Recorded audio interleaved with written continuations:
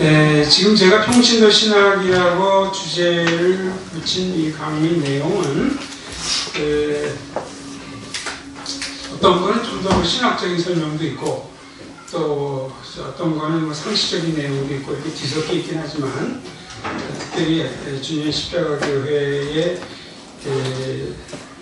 제가 이렇게 저렇게 인도되면서 필요한 그런 상이라는 생각이 들어서 그런 그것을 염두에 두고 강의 내용을 좀 작성을 했습니다. 우선 이제 강의니까 어떻게 그 내용이 구성되어 있나 한번 보면 좋겠죠. 그래서 제일 먼저는 우리가 평신도라는 말을 많이 쓰는데 조금 더 나오겠지만 굉장히 그 성경에서 쓰는 의미하고는 좀 오늘날 쓰는 의미 좀 다르긴 달라요. 그래서 어쨌든 성경에 대한 걸 좀 정리하고요.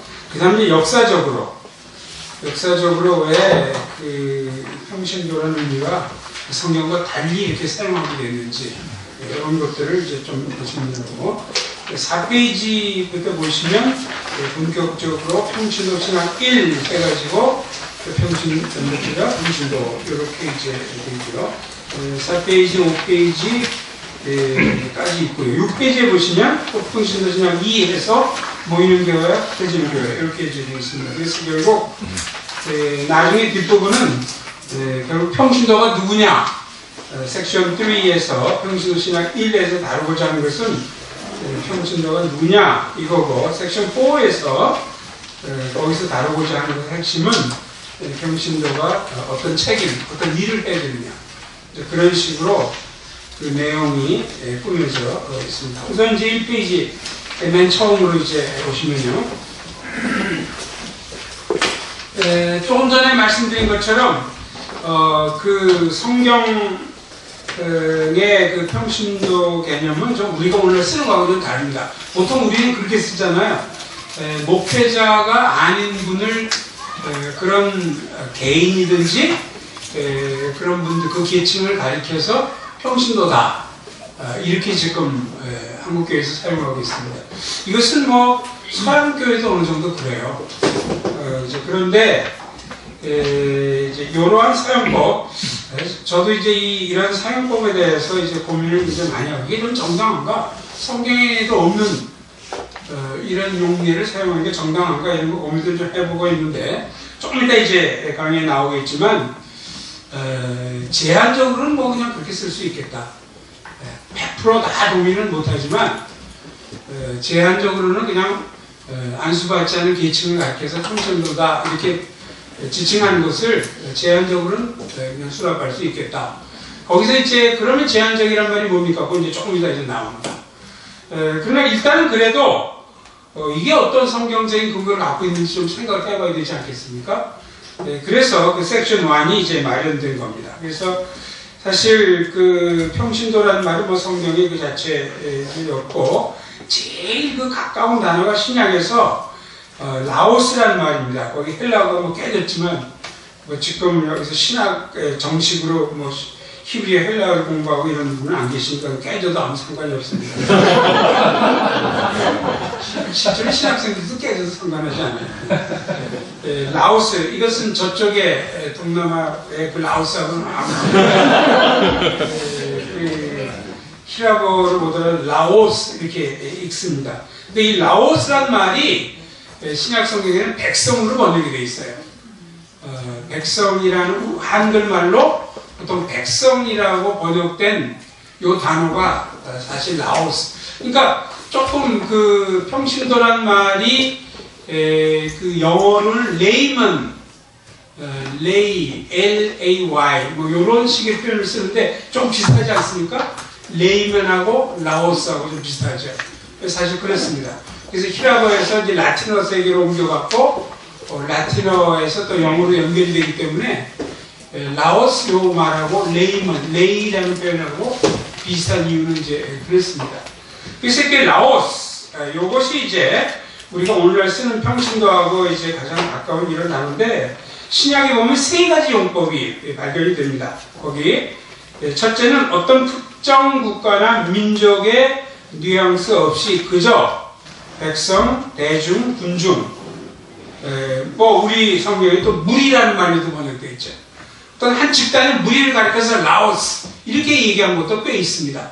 근데 거기에 지금 우리의 초점이 맞춰져 있는 건 아니에요. 두 번째로는 이방인과 반대되는 개념으로서 이스라엘 백성을 지칭할 때 라오스 이렇게 썼습니다. 이 두 번째 용법은 첫 번째보다는 좀 더 특정적이죠. 그러니까 왜냐하면 이방인이 아닌 하나님과의 언약 백성을 가리킬 때 라오스 유대 민족 이스라엘 백성을 가리킨 것이니까요. 그러나 이제 세 번째가 지금 우리가 초점을 맞추고자 하는 그 용법입니다. 하나님 백성으로서 유대인이냐 아니냐, 파푸아뉴기니아 아니냐, 카나다 사람이냐 이런 어떤 종족이라든가 국가계는 그게 아니고 예수를 믿어서 하나님의 백성으로 하나님 나라에 들어온 사람들 요 무리를 총칭해서 라오스 이렇게 얘기한다는 거죠. 요게 이제 우리의 관심사입니다. 이 세 번째 용례가. 그래서 이 세 번째 용례 여기에 이제 가장 대표적인 성구가 베드로전서 2장과 2장 9절 10절에 나와 있습니다. 이것도 역시 우리가 이제 이 구절은 뭐 여러 가지 면에서 의미심장하지만 어쨌든지 간에 거기 보면은 이렇게 나와 있습니다. 그러나 너희 택하신 족속이요 왕같은 제사장들이요 거룩한 나라요 그의 소유가 된 백성이니 이렇게 이는 너희를 어두운 데에서 불러내어 그의 기이한 빛에 들어가게 하신 자의 아름다운 덕을 선포하게 하려 하십니다. 너희가 전에는 백성이 아니더니 이제는 하나님의 백성이요 전에는 긍휼을 얻지 못하였더니 이제는 긍휼을 얻은 자니라. 그래서 요 베드로전서 2장 9절은 구약을 얘기하자면 이제 출애굽기 19장 같은데 모세 밑에서 이스라엘 백성이 하나님과 언약에 들어가게 될 때 그때 나오는 굉장히 중요한 표현들이 택하신 족속, 왕같은 제사장, 거룩한 나라, 그의 소유가 된 백성, 그 구약의 딴 부분과 이제 다 이렇게 종합적으로 얘기하는 것이지만, 그래서 베드로는 이것을 신약 시대에 우리 예수를 믿은 이 거룩한 무리를 가리켜서 그의 소유가 된 백성이 너희는 택하신 족속이고 왕 같은 제사장들이고 거룩한 나라고 그의 소유가 되었다는 말은 원래 출애굽기 19장을 보면은 굉장히 귀하게 여겨서 자기 것으로 아끼는 요런 뜻이 그의 소유가 자기 소유가 됐다 요런 표현입니다. 만약 우리가 이제 똑같지는 않지만 아이를 낳아가지고 뭐 다 자기 자녀니까 귀하지 않겠어요? 근데 그 중에 우리가 금지 오겹이다 이런 표현을 쓰잖아요. 그 비슷한 표현이 바로 백성이라는 앞에 달린 그의 소유가 된다. 뭐 땅의 모든 이방 민족도 하나님의 소유예요. 하나님도 소유 안 하는 거 아니에요. 그러나 이스라엘 백성은 아주 금지 오겹처럼 아주 특별하게 구약시대에 얘기했잖아요. 그 개념이 특별히 신약시대에 와서 우리 믿는 우리들 신약시대에 오면 이제 국가나 민족이나 인종 거기에 관계된 게 아니고 예수 그리스도를 십자가를 믿고 부활을 믿고 주님을 영접하고 공동체를 이룬 고들을 가리켜서 하나님은 그렇게 금지 오겹처럼 왜냐하면 그리스도의 보혈로 산 백성이니까 아주 귀하게 여기는 이런 백성이다. 이 의미가 여기에 담겨 있습니다. 10절은 물론 이제 호세아서를 인용한 거긴 하지만 너희가 전에는 백성이 아니더니 우리가 예수 믿기 전을 얘기하는 거죠. 신약적으로 따진다면 이제는 하나님의 백성이 되었다. 자 그러면 요 백성이란 말이 라오스란 말인데 만약 라오스란 말이면 이렇게 되겠죠. 그러나 너희는 택하신 족속이요 왕같은 제사장들이요 거룩한 나라 그의 소유가 된 라오스니 이렇게 얘기할 수 있을 것이고 10절도 너희가 전에는 라오스가 아니더니 이제는 하나님의 라오스요. 그러니까 이걸 좀 더 그냥 라오스 하면 자꾸 이제 아까 얘기한 그쪽 나라 생각이 나기도 하니까 좀 더 우리 체질에 맞게 한번 다시 한번 주의를 환기시키는 의미에서 이렇게 읽으시면 돼요. 그러나 너희는 택하신 족속이요 왕같은 제사장들이요 거룩한 나라요 그의 소유가 된 평신도니 이렇게 바꾸란 말이죠. 그러니까 그 의미가 확 달라져요. 우리가 잘못 생각해봐도 오늘날 교회에서 통례로 되어 있는 그 평신도의 의미가 아니에요. 여기서 그러면 어떻게 그 말을 거기 넣고 오면 그렇게 된단 말이죠. 너희는 택하신 족속이요 왕같은 제사장들이요 거룩한 나라요 그의 소유가 된 라오스니, 즉 그의 소유가 된 평신도니, 이렇게 얘기할 수 있는 거죠. 10절도 너희가 전에는 평신도가 아니더니 이제는 하나님의 평신도요. 그래서 원래 평신도, 이 라오스라는 의미는 안수를 받고 안 받고 그런 것과는 상관이 있지 않고 하나님의 백성을 총체적으로 직접적 개념입니다. 라오스는. 우리는 보통 한 개인을 가리켜서 평신도, 원래 뭐 그렇게 쓰고 있긴 하지만 한 개인을 가르치기도 하고 또 집단을 가리켜서 어떤 계층을 레이 뭐 이런 말을 쓰기도 하죠. 그러나 원래 라오스라는 말은 개인에게 쓰질 않아요. 원래 라오스라는 말은 한 명을 보고 누가 백성이라고 그럽니까? 문자적으로도 백성 아니에요. 사실 백성이란 말이 라스트네임이 100개 모여야지 백성이잖아요. 문자적으로 보다. 물론 뭐 실제로는 라스트네임이 100개보다 많지만 그러니까 절대 개인을 보고 라오스라고 절대 하질 않아요.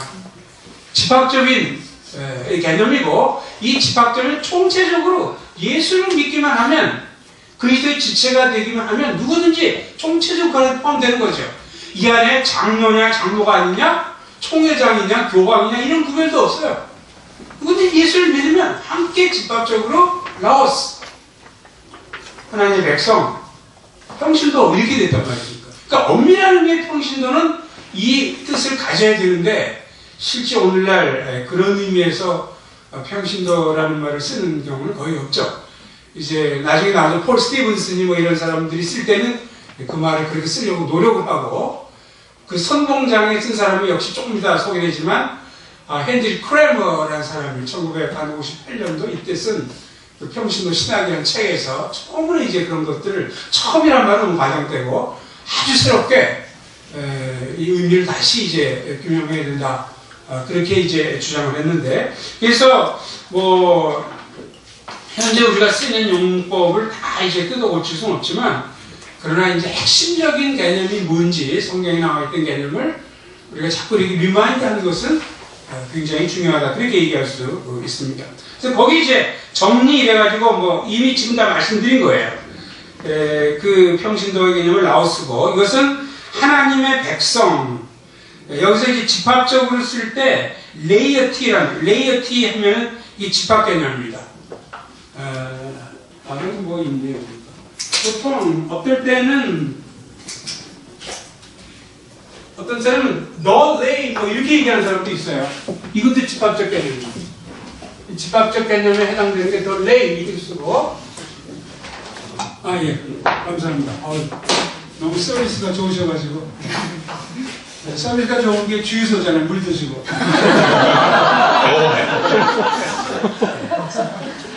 주유라는 건 주님이 소유하신 그런 것이죠. 너무 금방 나왔어요. 이게 이제 만약 레이 맨 하면 이건 단수죠. 그래서 이걸 복수를 쓸 때 레이만 이렇게 씁니다. 그렇게 쓰면 이게 집합적 개념. 또 이제 그 요즘은 보통 남성 여성 동성하기 때문에 꼭 레이 워먼이라는 말도 쓰고 복수로 이제 쓸 때는 레이 위멘 이렇게 해가지고 특정적으로 하는. 또 이제 레이어티 해가지고 이렇게 쓰면은 이것도 이제 집합적 개념, 복수 개념입니다. 그래서 거기 적힌 것처럼 라오스는 하나님의 백성을 통칭하는 말로서 성직자 여부, 그 사람이 성직자냐 아니냐, 직분의 고하, 뭐 총회장이냐, 뭐 노회장이냐, 장로냐, 뭐 목사냐 이런 거 황금 세례해갖고 황금 예수 믿는 사람 포함한단 말이죠. 그러니까 여기는 심지어 직분이 없다 할지라도 유무를 그러니까 직분이 있든지 없든지 그렇죠. 전체로서의 하나님의 백성을 가리켰다. 오늘날 우리가 전제하는 구분, 그러니까 성직자와 평신도. 그러니까 성직자가 아닌 사람이 평신도다. 보통 이제 우리는 그렇게 그렇죠. 이것 자체가 벌써 좀 편견이 가 있는 정의예요. 뭐를 정의 내릴 때 부정적으로 정의 내리면 그것 좀 낮게 보는 겁니다. 성직자가 아니다라고 하면 성직자가 표준이라는 거죠. 그러니까 장애우를 얘기할 때 정상인이 아니다 그러면은 그래서 이제 이걸 바꾸려고 또 노력을 좀 많이 하잖아요. 그러니까 그래서 은연 중에 벌써 이제 그런 게 다 반영이 되는데 보통 평신도 그러면 성직자가 아닌 사람 이렇게 되는 게 과거부터 성직자들을 표준으로 생각하는 요 멘탈리티가 남아있어요. 이건 뭐 서양부터 이미 1세기부터 이런 경향이 이제 나타나게 있었습니다. 그래서 그 성경 이후에 에사입니다. 거기에 이제 뭐 에베소 주석을 쓴 마커스 발트라는 사람이 에베소서 주석에 뭐 나와 있는 거나 이런 것도 다 이제 원래 의미를 회복하려고 노력하는 거죠. 교회 전체, 모든 성도들의 공동체, 모든 성도들의 공동체가 바로 평신도이고 하나님의 임명을 받은 성직자예요. 여기서 이제 성직자라면 어느 성직자 아닌데 이럴 수 있는데 여기서 마커스 발트가 성직자라는 말씀은 조금 더 나오지만 이 클레로스라는 말 때문에 그런데 그건 뭐 넘어가도록 하죠. 의미하는 바 평신도나 그 성직자나 이런 다 집합적 개념으로 써요. 클러지. 클러지도 보통 대체로 영화에서 그 용어에 사용되는 걸 보면은 클러지 그러면은 되게 집합적 개념으로 좀 생각을 많이 합니다. 개인을 얘기하고 싶으면 뭐 사람에 따라 다르지만 남성 여성 이 문제가 생기니까 퍼슨이라는 말로 썼어요. 그래서 클러지 퍼슨 하면은 단수 같으면은 이제 뭐 성직자인 개인을 가리키는 거고 뭐 클러지 퍼슨스 이제 복수를 제시할 수도 있죠. 그래서 클러지 하면 대체적으로는 그 성직자 계층 그런 복수적인 집합적 개념이 그 이제 나타나기 때문에 그래서 그 레이에티나 그 성직자는 모두 하나님의 백성을 가리킨다. 흔히 사용하는 의미에서의 성직자 역시 평신도 가운데 일부죠. 요 B번의 말을 이해하시면 원래 평신도라는 말이 뭔지를 이해하신 것이 돼요. 성직자도 원래 의미하는 평신도의 일부다. 이 말을 이해하시면 원래 평신도라는 말의 의미가 뭔지를 이해하시는 그런 것이 되죠. 그런데 왜 그럼 이러한 그 성경의 그 용례가 그대로 지속되지 못하고 다른 식으로 이제 지금 전개가 됐는가?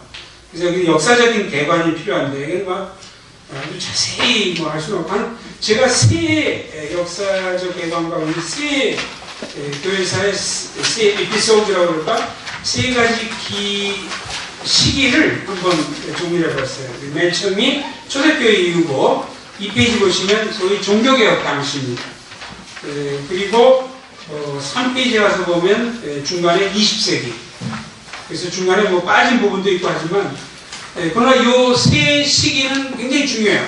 평신도라는 개념이 발전되는 것을 살펴보려면 딴 시기 뭐 중세도 빼버렸고 19세기도 빼버렸고 하지만 그런 건 좀 빠져도 괜찮지만 처음 초대교회 이후 요때하고 종교개혁 당시하고 20세기는 꼭 필요해요.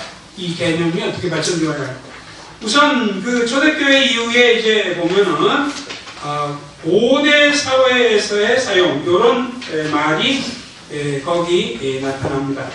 이것은 이제 무슨 뜻이냐면 이런 뜻이죠.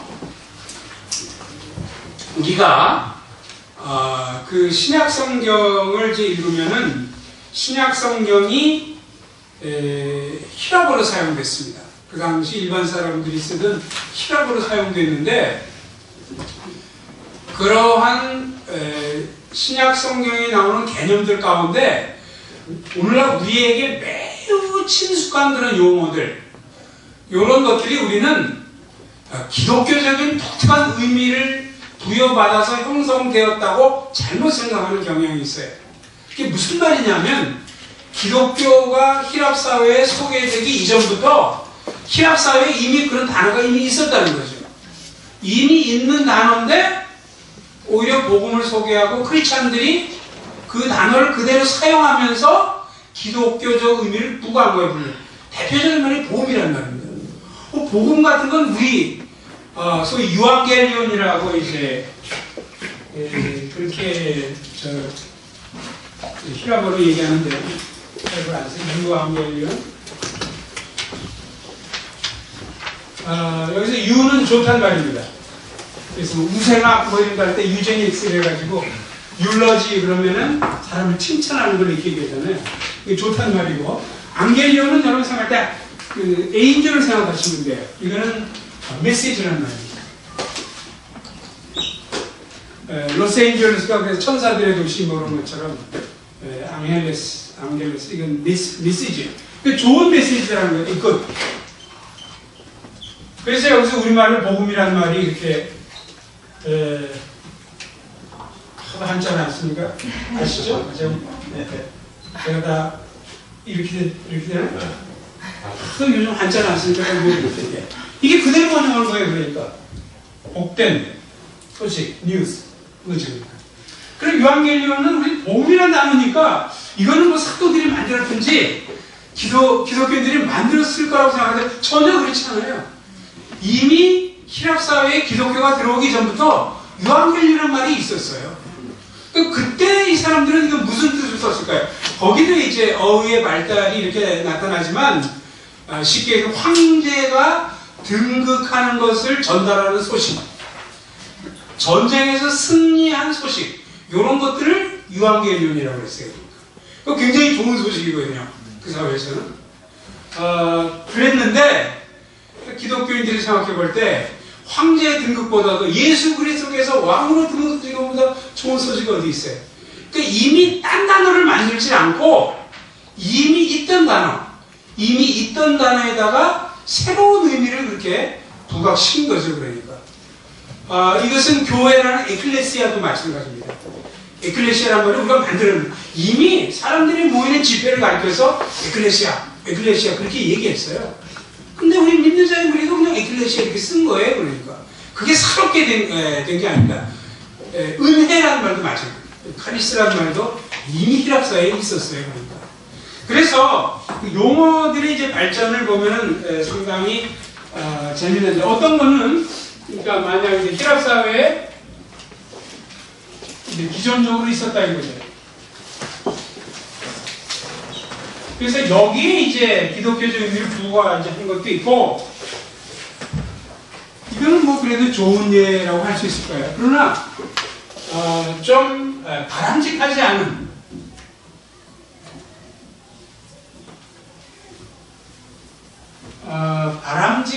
않은 그러니까 히랍 사회에 기존적으로 이 존재하던 이 단어들이 오히려 기독교 신앙에 좋지 않은 영향을 미친 이런 경우도 있다는 거죠. 그러니까 그게 이제 말하자면 레이란 말이에요. 그러니까 이미 히랍 사회에는 라오스, 또 라이코스, 또 로마인으로 라이코스 이런 말이 있었습니다. 기독교가 들어오기 이전부터.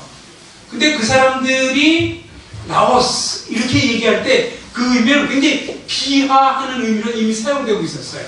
그 히랍 사회에서, 로마 사회에서. 어떻게 쓰고 있었느냐 물어볼 때 거기 나오죠. 다양한 방면의 지식이나 학문에 있어서 언급 혹은 판단을 하기에 자격을 갖추지 못한, 소위 이제 우리말로 문외한이라는 말이에요. 어떤 사람을 가르쳐서 라오스 이렇게 얘기할 때 그 사람은 문외한이라는 거죠. 어떤 전문적 지식도 없고 경험도 없고 별로 그 방면에서 그 사람에게 도움을 받을 수 없어요. 거기 뭐 제가 이거 옥스퍼드 사전의 그 용례를 그대로 소개한 건데 lay unqualified speaker 그대로입니다. 우리말로. 그래서 또 한 개는 ignorant and uneducated one.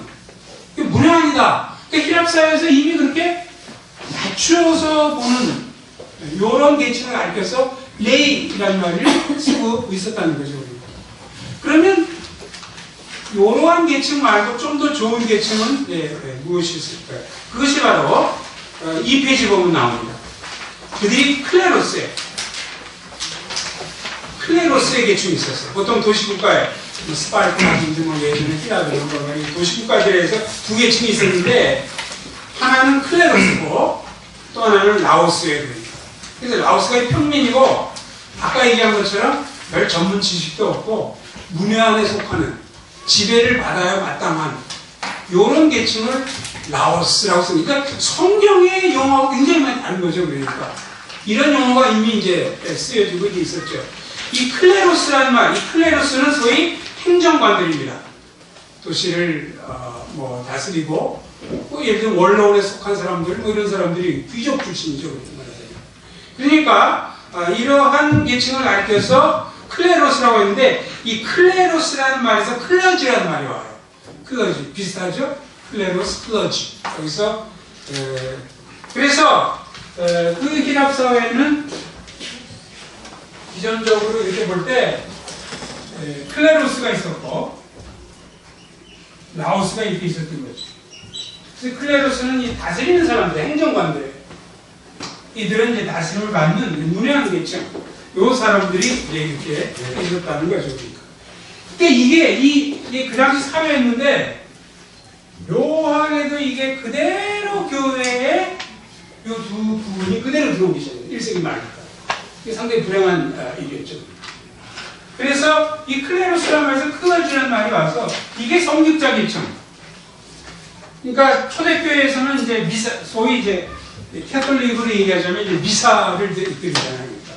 그러니까 미사를 집전하는 신부들, 이들이 바로 위의 계층이고, 그 다음에 주님의 살과 피를 받는, 역사상으로 보면요, 캐톨릭 상당히 많은 경우에 그들은 주님의 피는 받지도 못했어요. 살만 조금씩 받았고, 심지어 그것조차도 다 거부된 그런 때가 있었어요. 그 정도로 이제 이들은 매우 중요하고, 나머지는 일반 교인들이죠. 그러니까. 그래서 그들에게 대해서는 이 라오스, 성경에서의 라오스 개념이 아니고, 이 히랍 사회나 로마 사회에서의 라오스 개념이 그대로 이렇게 적용된 거죠. 이 참 불행한 일인데, 그렇게 이제 됐다는 거죠. 그래서 그 말이 1세기 말부터 일반 회중, 교인, 평신도와 대비되는 바 안수받은 성직자 그룹이 특별한 신분의 계층으로 등장했어요. 주로 이제 1세기 말부터, 그러니까 이제 아마 사도 요한이 요한계시록 계시를 받고, 그때가 아마 90년도 이렇게 본다면은 그 이후에 이제 일어난 일이죠. 그 중에 로마의 클레멘트라는 뭐 초대 교부까지도 아니고 아주 성경과 가까이 밀착된 그 인물인데, 95년 고린도에 보낸 편지에서 처음으로 이 평신도라는 단어를 사용을 합니다. 이 사람이 처음으로. 근데 이때 이제 평신도가 바로 안수받지 않은 계층, 이런 사람들을 얘기하는 것으로 이제 된 거죠. 그래가지고 교회 구조의 이중성, 미사, 성찬의 집전자, 교회 집근자고 성찬을 받는 자 사이에 이렇게 구분이 생겼고, 이걸 이제 구약에서 제사장, 일반 백성의 구분을 그대로 여기에다 또 대입을 시켰어요. 이거는 굉장히 잘못입니다. 어떤 또 목사님들은 자신들이 우리는 구약의 제사장이다. 그래서 일반 교인들과 다르다. 이렇게 막 주장하려고. 예전에 부흥사들이 그랬어요. 우리는 구약의 기름 부은 제사장이다. 근데 그게 얼마나 잘못됐냐면, 말씀 듣다가 그게 잘못됐다고 했잖아요. 많은 제사장인데, 신약제는 다 제사장이지, 목회자는 절대 제사장이 아니죠. 그런데도 불구하고 70년대 부흥사들 중에는 정말 그렇게 주장을 했어요. 우리는 여호와의 사자다. 그래서 사자거든요. MGM 해가지고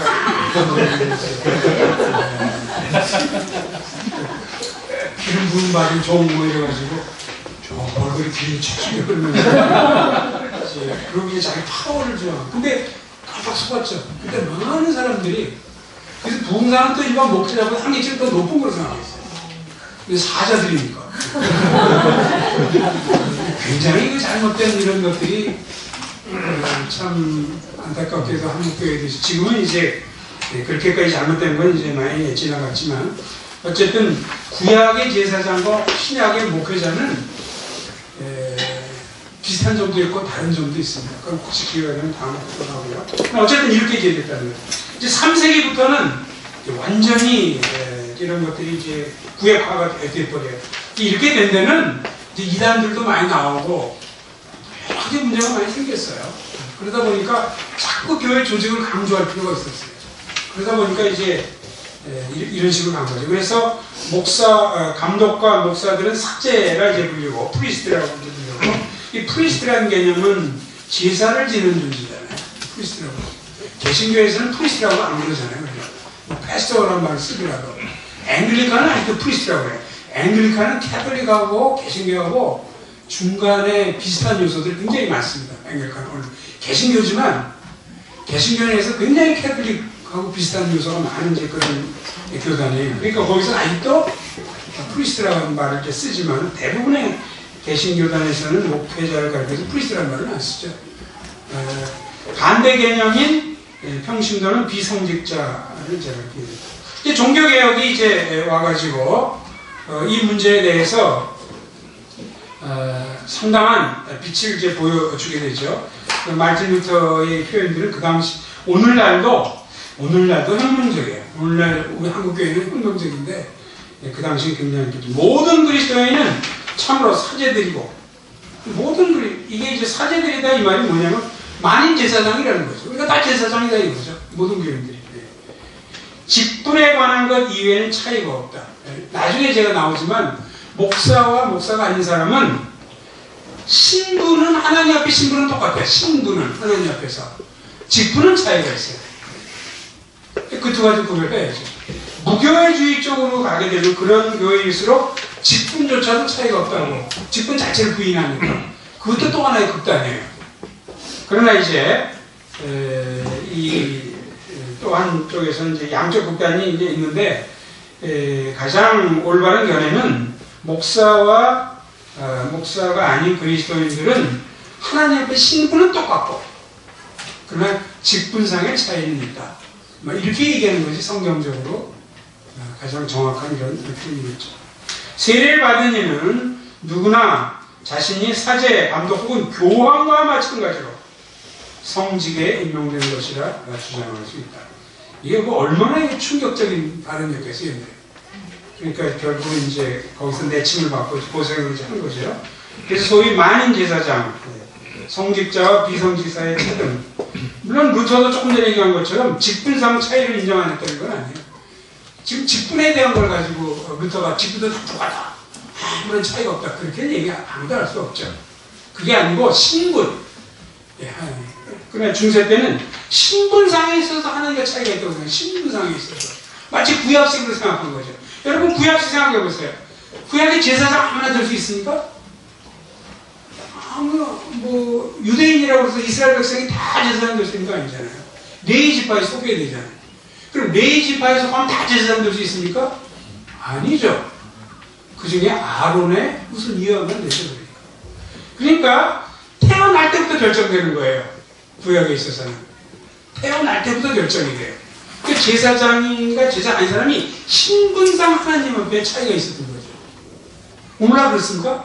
목사가 될 사람은 태어날 때부터 뭐 차이가 있어가지고 태어날 때 약간 뭐 이렇게 이런 목소리가 태어나고 전혀 뭐 신분상은 구약은 신분상의 차이예요. 제사장이. 신약에서는 신분상을 따지면 만인 제사장이라는 거죠. 우리가 다 제사장이다. 신약이 다 얘기하는 거니까. 그래서 이러한 것.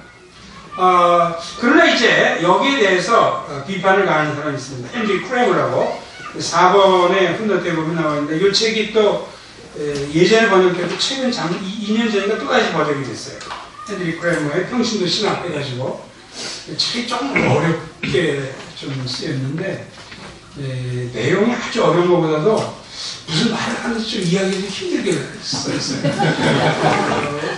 그분의 스타일이 너무도 좀 자명한 거기 때문에 그렇게 쓴 것 같아요. 그래서 우리나라 사람들이 읽으면 아마 지금 읽어도 무슨 말인지 잘 뜻이 안 통할 것 같아요. 그래서 좀 누가 도와주고, 근데 책은 굉장히 혁신적인 책인데 어쨌든 이게 새로 이제 번역이 이제 됐습니다. 그 중에 이제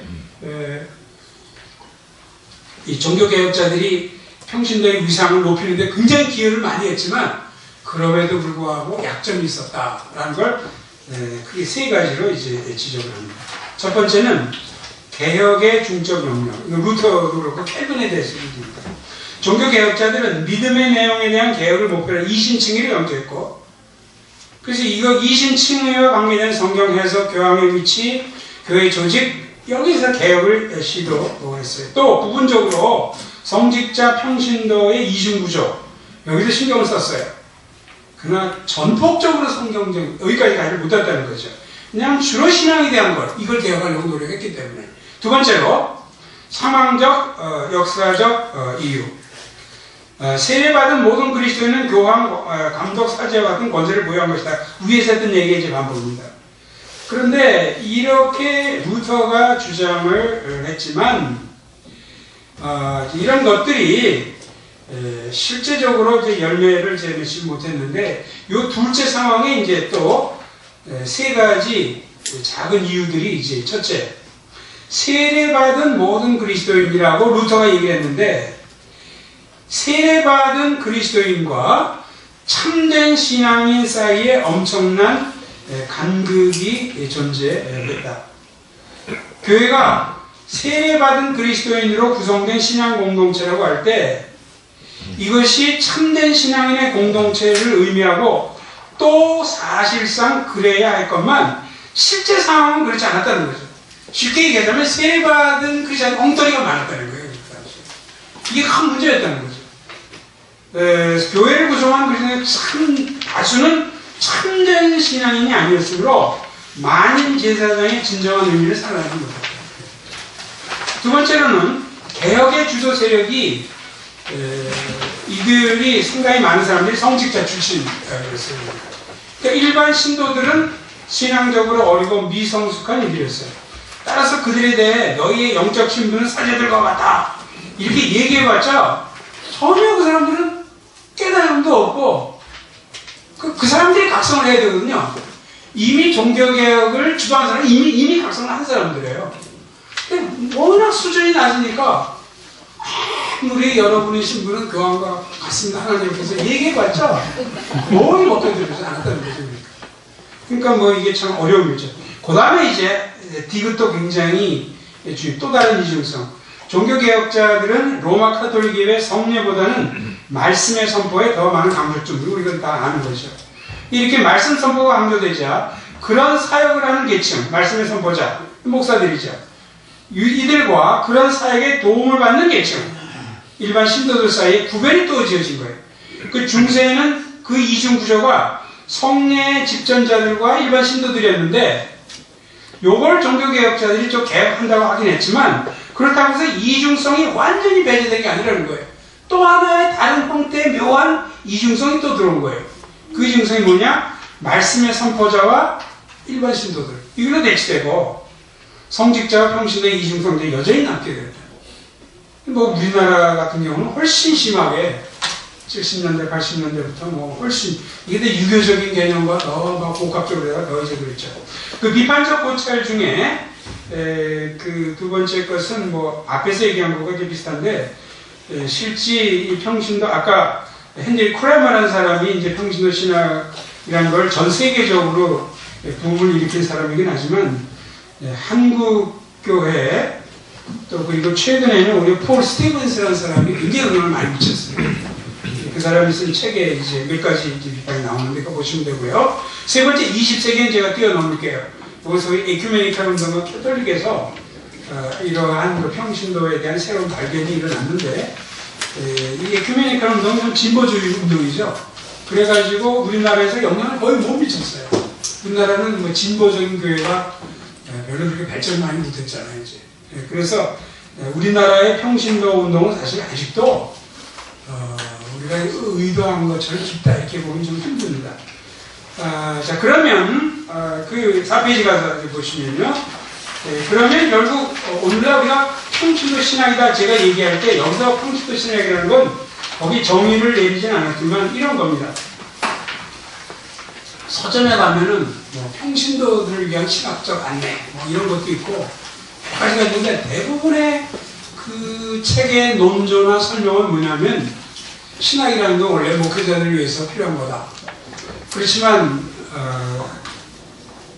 교우들이 목회자를 도와서 교회 사역에 참여하고 하려면은 목사만큼은 아니지만 최소 이런 정도는 좀 알아야 된다. 이제 그런 되게 흐름이 이제 그런 논조예요. 사실 그것은 아주 바람직한 건 아니죠. 서양에는 평신도 신학자들이 꽤 많이 있어요. 전혀 안수받지 않았는데 신학적으로 이제 공부를 하고 이제 이런 사람들이죠. 이제 우리나라 상황에서는 평신도 신학자가 거의 모순처럼 들려요. 신학은 다 목사 안수를 받은 사람들이 하는 거고, 이렇게 되어 있기 때문에. 그래서 아직도 이제 깔려있는 것은, 이제 평신도는 목회자의 보조자, 이런 식으로 이제 생각을 좀 많이 하고, 또, 교회도 이제 뭐, 함부로 비판할 수 없죠. 뭐, 그렇잖아요. 대개 교회 표 이제 보면은, 열심히, 11조 열심히 합시다. 매일 상모 읽고, 전도 열심히 하고, 거기에 잘 안 나와요. 차마 표현을 못하지만, 굉장히 중요한 게 뭐예요? 목회자를 점령하자. 시키는 대로 다 하고, 교회 건축하려고 다 쫓아가서 하고, 사실 그걸 굉장히 목사들도 중요하시게 생각해요. 그런 분들은 또 장로를 세우고, 집사를 세우고 또 그렇게 하고. 그러니까, 근데 그 밑에 전부 저면에 깔려있는 거는, 하나님 앞에서 누구나 다 동등한 신분이다. 이걸 충분히 강조가 잘 안 되어 있어요. 이것도 역시 저는 목회자들의 근본적인 문제지만 평신도의 문제이기도 해요. 평신도 중에 은사가 있는 분들은 신앙을 공부를 해야 돼요. 그래서 올바른 보이스를 발휘해야 하고, 어떤 이슈에 있어서는 목회자와 평등하게 대화나 디스커션 해야 됩니다. 거기 도전해가지고 네가 목사인데 나는 목사 가지고 더 많이 알아. 지금 이런 걸 얘기하자는 게 아니에요. 그러니까 중세 때와 비슷하게 많은 평신도들은 이렇게 생각해요. 내가 목사가 아닌데 뭐. 물론 이제 평신도들 중에도 그 신학의 소양을 갖출 수 있는 은사가 있는 분이 있고 없는 분들이 있죠. 그 은사가 있는 분들은 그걸 과장할 필요도 없고 그걸 잘못 사용해서는 물론 안 돼요. 자기를 과시하고 이게 아니고 교회의 발전에 기여를 해야 된다는. 예를 들면 사회학을 제대로 한 사람이 신학을 공부하면요, 보통 신학교에서 배우지 못한 인사이트들이 굉장히 많이 흘러나와요. 이런 것들이. 이게 다 교회에 기여하는 거거든요. 우리나라에서는 거의 그런 생각을 못해요. 이제 서양 사람들이 다 잘하는 건 아닌데, 이 사람들 이제 책 써내고 여러 가지 이런 걸 보면은 딴 분야에서 신학에 도움을 주고 자극을 주고 이런 것들이 굉장히 많습니다.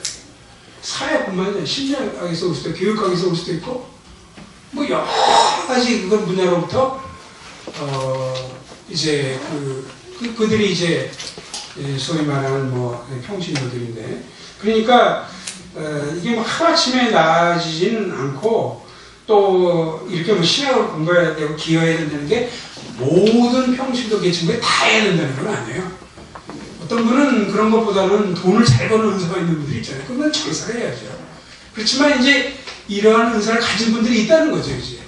그래서 그런 분들은 이상적으로 얘기하자면 같이 협조해 가는 가운데 여러 가지 일을 해야 되고, 이제 그럴 때 그런 면에서 좀 이제 안타까운 일인데, 어쨌든 그래서 이제 섹션 3에서는 아까 말씀드린 것처럼 평신도, 목회자와 평신도가 이제 도대체 차이가 뭐냐, 이걸 좀 말씀드리려고 하는 거예요. 핵심은 이미 말씀드렸어요.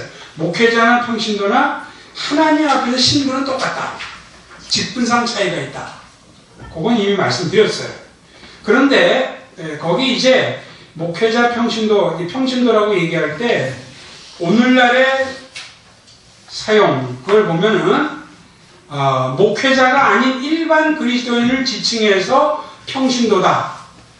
이러한 통상적 사용법이 있잖아요. 그러니까 제가 아까 고민을 많이 했다는 거예요. 이게 성경에 없는 거라면은 이걸 사용하는 것이 과연 타당한가? 그래서 제가 제한적으로 이런 목회자, 안수받지 않은 계층을 가리켜서 평신도다라고 지칭하는 것은 성경에는 없지만 오늘날 실정을 생각해 볼 때 제한적으로는 타당하다, 이렇게 할 수 있겠다. 그래서 그게 상기 구별의 정당성이 바로 두 가지 이유 때문에 비록 성경에는 없지만 이렇게 하는 것이 정당하다. 첫째는 뭐냐면 목회와 관련하여 전담자, 비전담자를 구별할 필요가 있다. 근데 두 번째는 2번 동그라미 때 보면 어떤 대상을 가리키기 위한 지칭상의 경제성 때문에, 이 두 가지 이유 때문에 안수받지 않은 계층을 가리켜서 평신도다라고 사용하는 것은 제한적으로 정당하다. 저는 이제 그런 생각을 갖게 됩니다. 그러면 전담자, 비전담자라는 말은 무엇일까요? 즉 모든 사람들이 목회와 관련해서 전담자가 될 수는 없단 말입니다. 하나님이 그렇게 부르시질 않았어요. 그러면 전담자가 된다고 할 때는 어떤 것일까요? 네 가지 그 조건과 연관이 되는 첫째는 전문성을 가진, 그래서 사역, 거기 말씀, 목양, 거기 목양하고 커머가 빠졌네요.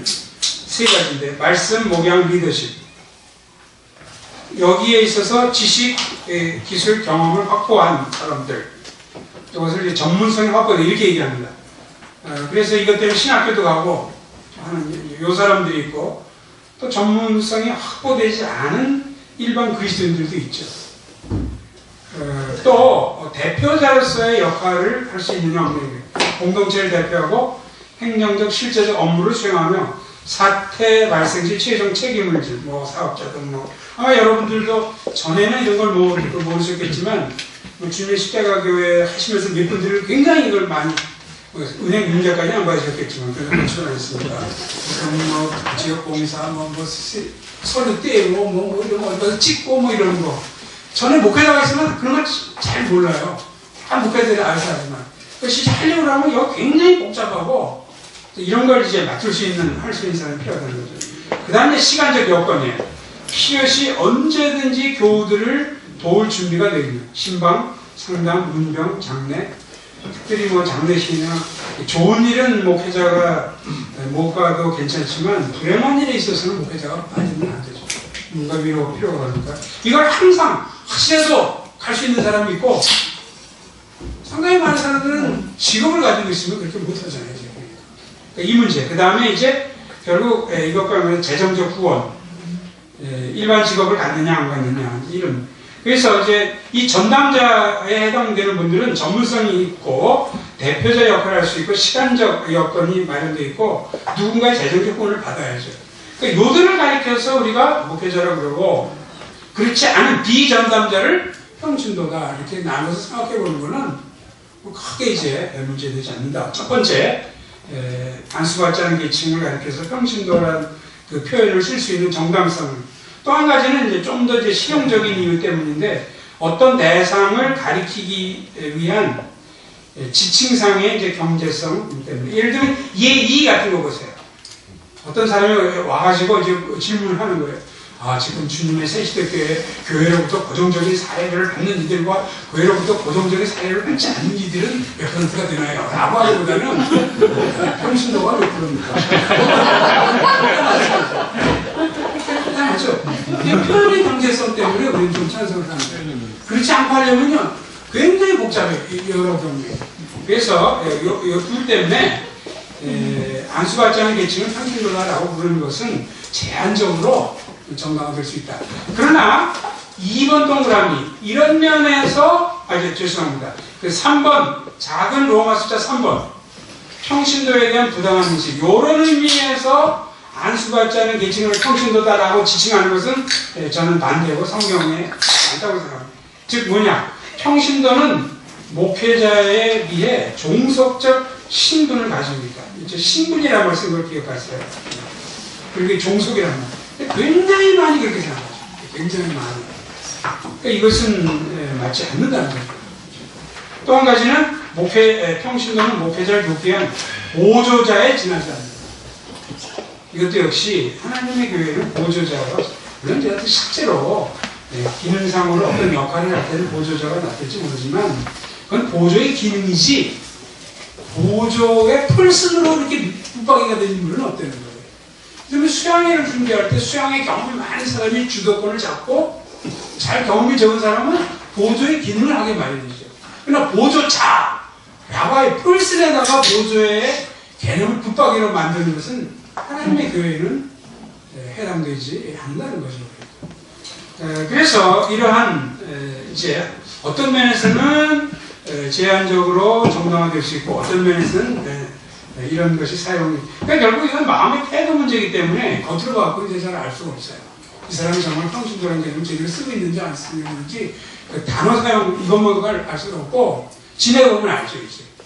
근데 이것은 목회자가 잘못하는 경우도 있고 평신도들이 또 잘못하는 경우도 있어요. 너무 자기 비하를 많이 하는 거죠. 뭐 감히 뭐 자기는 뭐 감이라고 생각하니까 감이 신뢰죠. 감이 뭐 이런 식으로 이러니까 사람은 감이 아닙니다. 감이 오세요? 우리 계속 대비해서 감이 안 오시면 나중에 감 잡으시면 돼요. 얘는 올 가을 되면 감을 잡으셨어요. 하나 시리즈입니다. 자, 그러면 이제 올바른 이해는 같은 신분, 그러나 다른 은사, 기능, 직분을 가져요. 목회자나 교우들이나 하나님은 신분을 가져요. 그래서 함께 그리스도인이고, 이 앞에는 사실 엄정하게 얘기하자면, 목회자나 교우들이나 함께 그리스도인이다. 목회자나 교우들이나 함께 하나님의 아들과 딸이다. 목회자나 그리스도인은 함께 하나님의 백성과 하나이다. 이렇게 해야죠. 특별히 ABCDE 이게 이제 마르틴 루터의 목회자나 일반 교우들이나 하나님에서 다 제사장이에요. 이게 만인 제사장 거예요. 그러나 이제 차이점이 있는데 이 차이점은 뭐냐? 은사, 어떨 때는 은사라고 얘기할 수도 있고 직분이라고 얘기할 수도 있고 기능이라고도 얘기할 수 있죠. 신약에 보면은 은사가 22가지 정도 나타나요. 돕는 은사, 방언 은사, 병 고치는 은사, 세 가지고. 그런데 딴 것보다도 3가지 종류의 은사, 3가지 종류의 은사를 합성적으로 한꺼번에 가지고 있는 사람이 목사가 될 수 있다는 거죠. 그 3가지가 뭐냐면 리더십, 말씀 가르치는 거, 목양, 이랑 때 들어보는 거 이건데, 여기에 대한 성경 구절은 근거는 이제 5페이지에 나오니까 제가. 그래서 이 3가지를 한꺼번에 가지고 있어야 돼요. 그런 인물이 바로 목회자가 될 수 있고, 그런 면에서 일반 교우들과 차별화가 된다는 거죠. 이렇게 은사가 리더십의 은사도 있고, 말씀 가르치는 은사도 있고, 목양의 은사를 합성적으로 가지고 있는 인물이기 때문에 그런 공동체 내에서 다른 기능, 다른 임무, 다른 직분, 다른 사역을 감당하고 있는 거예요. 그래서 요것이 기본적이지만 굉장히 중요한 것으로 얘기해요. 근데 문제는 실제로 어떤 문제가 또 이제 그 문제가 발생하는 걸 제가 또 거기 다음 페이지에 좀 요약을 했지만 우리는 교회 내에서 어느 정도 나이가 들고 좀 만나기 때문에 뭐 전에도 제가 한두 번 말씀드린 거는 이름을 부르지는 않잖아요. 제가 왔다고 그래서 저하고 친해졌다고 그래서 인규 왔군요. 저한테 인규라고 그러는 사람은 진짜 다 죽은 것 같아요.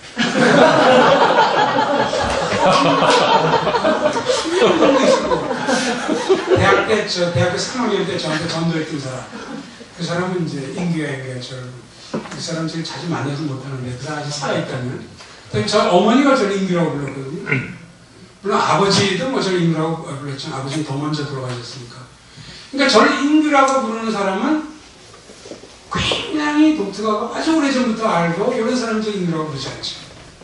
그러니까 가면은 저는 송에다가 뒤에 뭘 넣어서 부르잖아요. 송 목사, 송 교수, 아니면 어떤 사람은 뭐 송 박사. 저는 하도 박사가 많으니까 그 말 잘 안 부르지만 서점에 가면 송 사성이라고 부르고 제가 100시간이나 희망성이지. 그게 뭐냐면 우리는 그러니까 first name 훨씬 친밀성이 동반되잖아요. 우리는 이 동양사, 특별히 유교사의 영향을 받아가지고 친밀하게 사람들이 만나질 않고 직분끼리 만나요. 그렇기 때문에 항상 last name에다가 직분을 넣어서 불러야죠. 그러니까 이게 뭐 다 나쁘다는 건 아니지만 친밀성을 갖기는 그 쉬운 나라예요. 그러니까 미국이나 이런 데 보면 뭐 다 경험하시지만 뭐 그렇게 호칭이 많지 않잖아요. 대통령도 미스터 프레지던트 하면 끝나요. 그렇다고 그게 불교한 거 전혀 아니에요. 대통령. 목사고 미스터 그렇게 할 수 있습니다. 꼭 뭐 기독교도 그러면 레버런드 이렇게 되면 끝나는 거거든요. 그리고 조금 친해지면 벌써 아이 나뭐 그러지 말고 뭐 나 탐이라고 불러 이렇게 하고 아니 상대방이 이제 목사님 앞으로 뭐 탐이라고 불러도 되겠습니까? 뭐 그럼 이제 first name 이렇게 부르잖아요. 그래서 서양 사회가 다 좋다는 걸 제가 얘기하는 게 아니고 그 호칭에 있어서 인격적 친밀성이 좀 더 보장되는 문화라는 거죠. 이 한국은 전혀 그렇지 않아요. 그러니까 이 직분으로 이렇게 부르는데 이게 외부 사람들이 볼 때 와가지고 볼 때 위계 질서를 파악하는 데 도움이 돼요. 아, 당시로 불리면 최고다. 교회에서는 당시가 최고죠. 당대장님. 중성이긴 하죠. 당시로 불리면 이거는 뭐 최고예요. 그거 딱 보면 탁탁탁 해갖고 우리는 이게 그냥 이렇게 하이렇게 시스템 딱 이렇게 돼 있잖아요. 그런 면에서 이제 도움이 될 수 있게 모르죠. 근데 거의 교회 내에서 그리스도 안에서 친한 형제자매로서 이런 것이 되기는 상당한 시간이 좀 걸리고 잘 안 돼요. 자꾸 부를 때 이제 그래서 같은 직분끼리 또 이렇게 연계가 되지 그런 것들이 이제 어려워요. 그러니까 여기서 한번 생각해 보세요. 우리가 상대방을 부를 때 동일성 즉 신분에 관계되는 호칭의 이름만 불러도 문제가 해결돼요. 근데 그렇지 않아요. 우리 서로 그리스도인, 제가 이제 김승훈 그리스도인님 이렇게 안 부르잖아요. 장모님 이렇게 이제 부르죠. 또 하나님의 아들과 자, 또 하나님의 아들과 딸을 좀 봐보면 형제자매. 형제자매라고 부르면 선교단체 아니면 섹트에서 또 그렇게 부르는 것처럼. 근데 하여튼 그런 데는 누구누구 형제, 누구누구 자매 이렇게 부르기 때문에 최소한 호칭상으로 다 동등하게 됩니다. 옛날 내비게이터 같은 데서는 정말 나이 많은 사람 보고도 형제라고 불렀어요. 스파란 그 대학생이 30년 일한 사역자 보고도 누구누구 형제 이런 식으로. 처음에는 되게 그 힘들고 이제 그런데 뭐 그렇다고 모든 문제가 다 해결된다는 건 아니지만 그러니까 이렇게 우리가 또 누구누구 제사장님 이렇게 하면 돼요. 그러니까 이 한국교회에서 혹시 신분과 관련된 호칭으로 부르는 문화가 돼 있으면 그래도 나았을 거예요. 신분에 관계된 건 절대 우리가 호칭 사용을 안 합니다. 전부 직분에 관계된 걸로 호칭이 지금 사용되고 있어요. 그러니까 목사, 장로, 또 성경에 없는 굉장히 중요한 한국교회의 중요한 역할이 권사거든요. 권사 성경에 없는 직분이에요. 감리교회 세계한 권사도 좀 다르고 그 다음 신학생들은 또 전도사라고 그러죠. 이건 또 성경에 없는 거예요. 우리나라만 유일하게 있는 거예요. 그러니까 우리나라는 이렇게 다 이렇게 직분에 관계된 걸로 명칭을 다 그렇게 부르기 때문에 이게 이제 그 다음과 같은 그 문제점. 그 5페이지 꼭대기에 도편 띄워놓고요. 이 혼선의 좌선. 한국교회 그릇된 목회자가 핵심이 뭐냐면 차이점을 동일성의 수준까지 끌어올린다. 이 금방 납득이 안 가시면 2번 동그라미 설명했어요. 목회자는 기능에 있어서뿐만이 아니고 신분에 있어서도 평신도와 차이가 있다고 이제 설명을 합니다. 이런 게 은연중에 이제 깔려 있는 거죠. 그러니까 이게 이제 큰 문제를 이제 많이 가져오게 돼요. 목회자를 뭘 존경해야 되고 목회자가 특별히 문제를 일으키지 않는 한 뭐 그의 리더십과 이런 걸 인정하고 서포트 해야죠. 성경에서 그렇게 얘기하니까. 그러나 목회자가 일반 교우들보다 신분에 있어서도 하나님께 더 가깝다든지 신분에 있어서도 차이가 있다고 생각하면은 그건 그 평신도가 겸손한 게 아니에요. 그건 잘못된 거예요. 그리고 목사들을 은연중에 즐긴다면은 그 그리스도의 영광을 자기가 탈취하는 거예요. 그렇게 안 하도록 자꾸 빼갑니다. 근데 지금 뭐 이게 지금 많이 그럼 왜 이렇게 이제 됐냐? 제가 5가지 그 이유들을 썼는데 뭐 이것들은 일일이 다 설명할 필요 없죠. 첫 번째 이제 구약을 직접 잘못 적용하는 요 사안을 하더라도 굉장히 지금 한국교회 문제가 많고 어려움이 많은데 지금 다 얘기하시는 구약 제사장이 바로 목사하고 똑같다. 이런 식으로 이제 잘못하는 거 있고 그 다음에 이제 우리 샤머니즘 문화권에서 하는 것처럼 목사를 자꾸 샤먼 비슷하게 생각하는 거죠. 그러니까 샤먼이라고 생각할 때 뭐 그렇게 투박하게 생각한다는 게 아니고 자꾸 목사를 하나님과 교인 사이의 중재자 비슷하게 이 사람을 통해서 복을 받고 돌잔치 할 때 당회장이 안 오면 얼마나 섭섭해요. 거기서 아버지가 다 하면 될 일을 그 가정의 아버지는 제사장 다 제사장이지만 굉장히 중요한 일거예요. 그래서 목사가 많은 권세를 좀 집안의 가장에다 좀 많이 넘겨야 돼요. 신앙교육의 핵심도 이 말이 이제 부담도 되고 이제 그렇게 되시겠지만 가장이 책임을 져야 됩니다. 신앙도 근본적으로는 가장이 책임을 져야 돼요. 물론 그렇다고 주일학교나 뭐 이런 거 하지 말라는 건 교회에서. 근데 신앙교육이 근본적으로 가정에서 이루어지지 않으면 교회에다 한번 맡겨하고 절대 그럴 수가 없죠. 그 정도로 이 가장 또 부부의 책임이 굉장히 중요한 겁니다. 그걸 뭐 다 그 두 부부와 특별히 가장이 하나님께 기도하고 하나님의 인도를 받고 직업을 어떻게 결정하고 시간 사용과 그걸 다 해야 되는데 괜히 목사가 끼어들어가지고 미국에도 보면 이상하게 이제 햄버거 가게 팔고 옷 가게를 바꾸라 그러든지 내가 하나님의 인도를 받았더니 그렇게 하라. 교육들 꽉꽉 죽죠.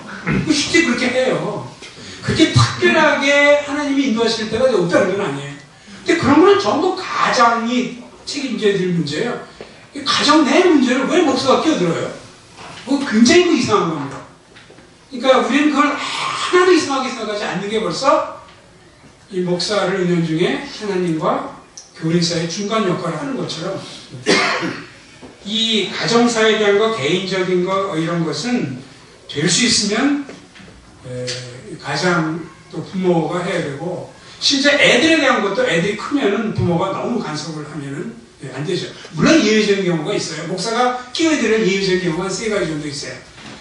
그 교우가 죄를 졌을 때 그땐 징계 문제 때문에 끼어들어가지고 물어봐야 돼요.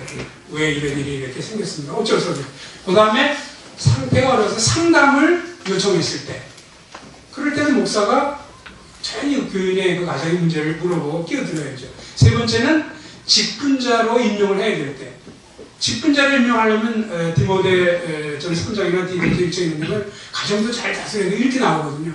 그럼 가정에서 그 사람 그 장로님이나 뭐 이런 캔디데이트가 뭘 하는지 아무것도 알지 못하고 직장에서 어떻게 일을 하는지 이건 아무것도 알지도 못하고 무조건 교회 출석만 열심히 한다고 장로를 그러면 절대 안 되죠. 그러니까 잘 이 사실관을 좀 물어봐야 돼요. 이 3가지 경우는 예외적이에요. 그 외에는 그 아버지와 부부가 주도권을 잡고 거기서 하나님이 들어. 그러니까 일반 교우들의 수준이 굉장히 많이 올라가야 되고 올라갈 수 있어요. 그걸 너무 목사에게 다 의존해버리는 거예요.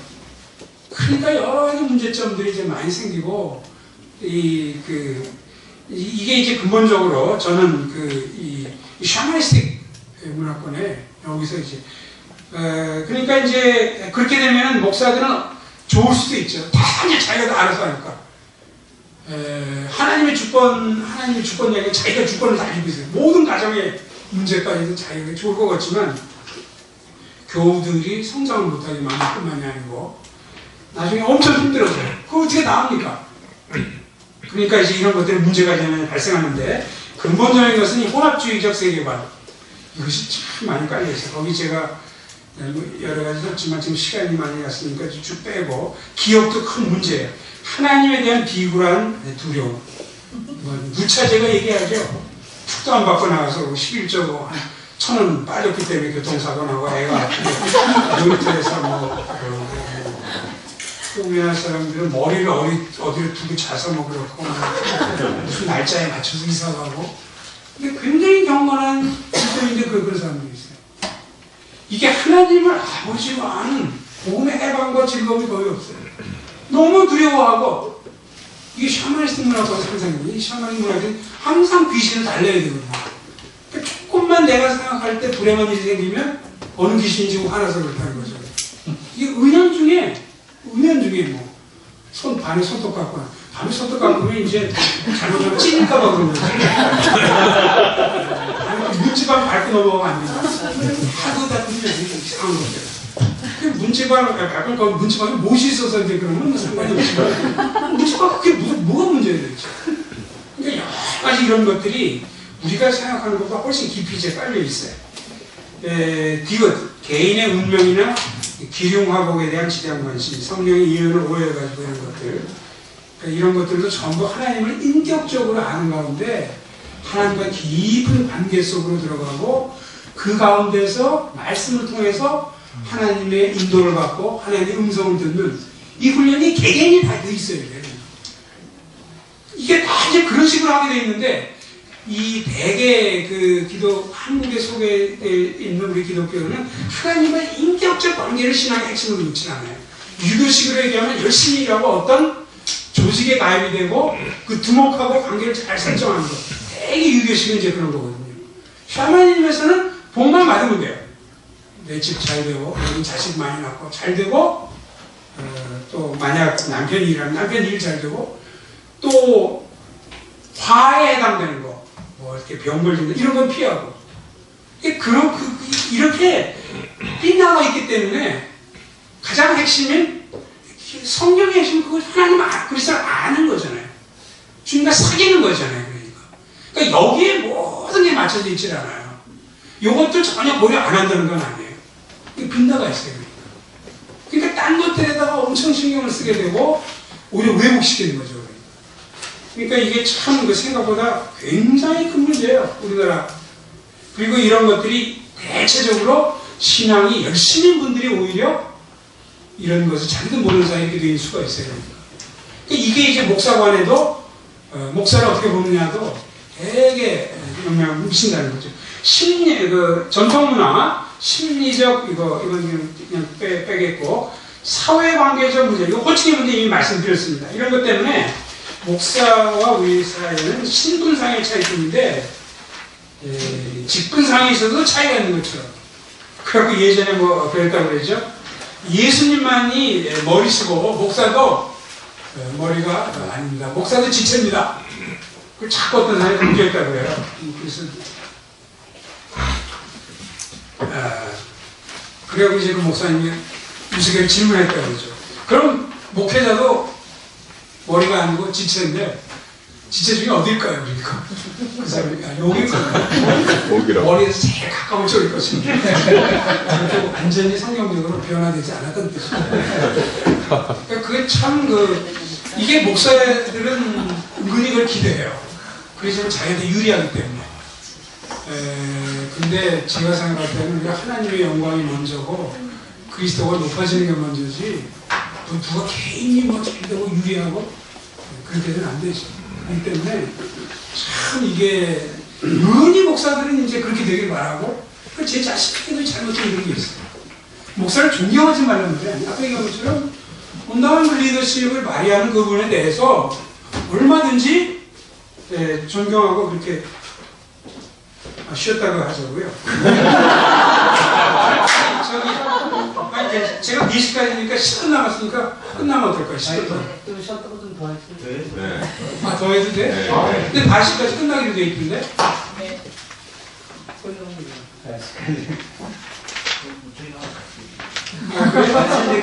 그럼 좀 쉬죠. 한 10분 쉬죠. 제가 목회자와 통신도 사이의 차이점에 대해서 얘기했고요. 6페이지 나머지는 이제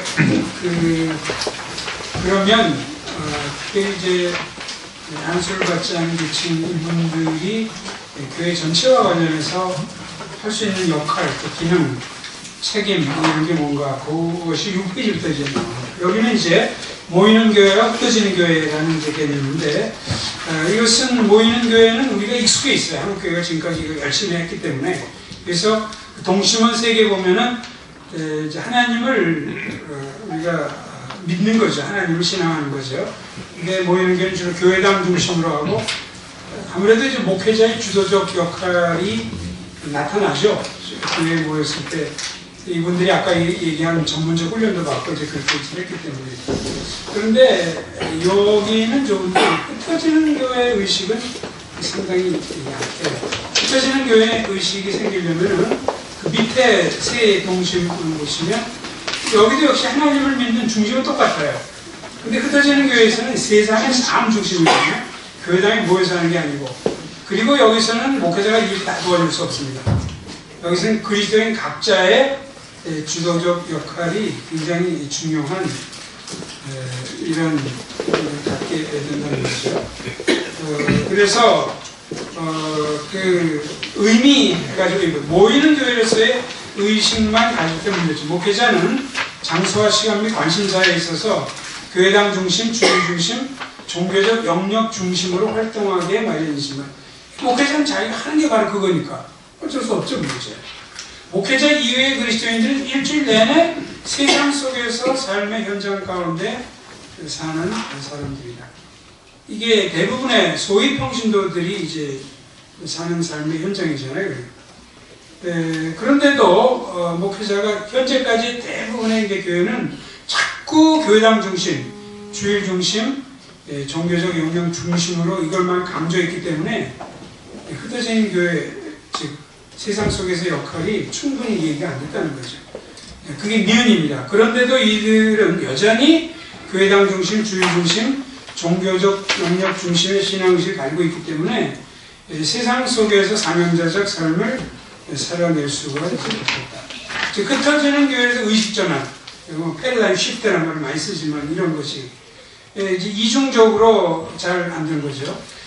목회자로부터 이런 것을 배우지 못해요. 목회자는 아까 얘기한 것처럼 항상 교회당 중심, 주일 중심, 종교적 영역 중심으로 그분들이 늘 그걸 하니까 일반적으로 목회자에서는 충분히 배울 수 없고요. 제가 예전에 그 80년대 초에 그 CMF라고 지금도 뭐 그 모임이 있지만 의대, 그때는 그 사람들이 의대생, 치대생, 한의대생 모임을 이렇게 한 적이 있었고, 매일 콰이타임을 강조하고 이제 그랬는데, 학생 때도 이제 그걸 강조했지만, 그 인턴을 된 사람들도 매일 말씀을 읽고 기도하고 뭐 해야 된다. 그걸 많이 강조를 했어요. 그랬더니 어떤 한 그 인턴십을 하는 그 형제가 저한테 그런 질문을 해요. 그땐 저는 그 목사 안수를 받기 전이고 굉장히 간사했기 때문에 간사였는데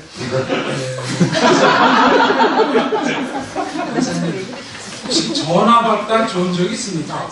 그렇게 물어보더라고요. 그런 적은 없다고. 자기들이 지금 그렇대요. 그러니까 그 뜻이 뭐냐면 당신은 그렇게 바쁘지 않으니까 콰이타임도 하고 뭘 나와서 뭘 노이즈 타임도 하고 할지 모르지만 우리의 삶을 좀 이해를 하면서 복구라 이거죠. 그래서 제가 많이 생각을 해봤어요. 그랬더니 그 말이지. 저도 물론 군대에서 예전에는 그 M1 총 지급이 될 때 제가 논산훈련소 갔었거든요. 이 M1총 들고 이렇게 가면서 한 5초 정도 존 적이 있어요. 그 행군하면서 존 적은 있어요. 좀 전화 받으면서 존 적은 없었는데, 뭐 그래서 그렇지만 또 이걸 강조를 안 할 수는 없고 하나님과의 교제가 안 되면서 어떻게 할 수 있느냐 그랬는데, 그로부터 시간이 한 6개월인가 1년 지났는데 그 당시에 이제 그 충영교회 출신이고 UBF 출신이었고 UF라고 선교단체 출신 그만두고 예수병원의 내과로 이제 레지던트를 막 끝낸 이런 사람이었는데 그 사람이 와서 그 CMF 모임에서 이제 특강을 했어요. 이 사람이 뭐 굉장히 성경을 많이 알아요. 이 사람은 정말 뭐 신학 훈련을 안 받고 목사도 아닌데, 근데 이 사람이 자기가 어떻게 성경을 묵상하는 얘기를 했거든요. 그랬더니 전부 다 눈들이 막 초롱초롱해가지고 그걸 열심히 듣고 자기들의 삶에다 적용하려고 하는 거예요. 그러니까 제가 콰이타임을 강조해서 너무 많이 차이가 나는 거예요. 왜 이런 차이가 생겼을까? 그때 이제 제가 이제 깨달은 거죠. 그러니까 일단 그 대학생이 아니고 직업영역으로 나오고 나서부터는 목사가 영향을 줄 수 있는 그 영역이 있고 실제적인 삶과 관련해서는 목사보다도 그 삶의 영역에서 고생하고 힘들어하면서도 하나님을 쫓아간 이 사람들이 훨씬 파워풀하다는 걸 제가 거기서 깨달은 거죠. 그러니까 제가 다 영향 줄 수가 없다는 거예요. 그러니까 저는 그들의 삶을 살려내고 있지 않은 거거든요. 그래서 세상의 삶이 어렵지만 예를 들면 뭐 우체부는 우체부로서, 방송국 PD는 PD로서 각 삶의 영역에서 힘들지만 거기서 하나님 나라의 삶을 살아내는 그 선배들이 필요하다는 것을 진짜 교회가 제대로 되려면, 그러니까 목사도 제대로 돼야 되고 평신도 지도자들이 얼마나 중요한가 하는 것을 그때 정말 뼈저리게 느꼈어요. 단순히 대학생 사역만 할 때는 그런 생각을 못했어요. 이제. 그리고 지금도 이게 또 뭐 쉬는 시간을 많이 주고 잡소리를 하게 되는데 잡소리도 좀 중요하기 때문에 지금 고대에 보면 이제 은퇴했지만 이장로라는 분이 있어요. 이 장로라는 건 장로님인데 이름이 장로예요. 그분은 장로가 되게 전부터 장로예요.